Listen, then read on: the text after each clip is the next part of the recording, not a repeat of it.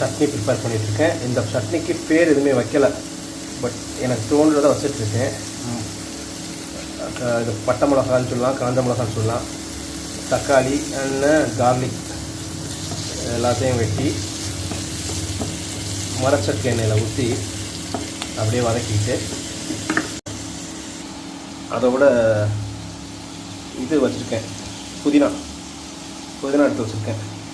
இந்த இன்க்ரீடியன்ட்ஸ் எல்லாமே வதங்கினதுக்கப்புறம் கொஞ்சம் காய வச்சுட்டு மிக்சியில் போட்டு, அப்புறம் தேவையான அளவு உப்பு. சட்னியை வந்து மிக்சியில் அடித்து எடுத்துக்கிட்டாச்சு. இந்த கலரில் வந்திருக்கு பாருங்கள். ஸோ சட்னி எடுத்து தொட்டு டேஸ்ட் பண்ணி பார்த்தேன். இந்த மாதிரி சட்னிலாம் வீட்டில் வச்சுருந்தாங்க அப்படின்னா தட்டு பறந்துருக்கும், சாப்பிட்ருக்க மாட்டோம்.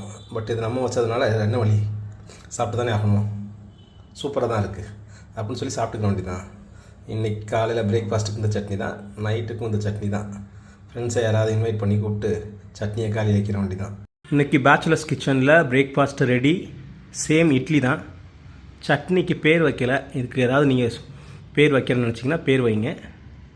இதுக்கு நான் ஆர்ஃபன் சட்னி அப்படின்னு வச்சுருக்கேன், பேர் இல்லாததுனால.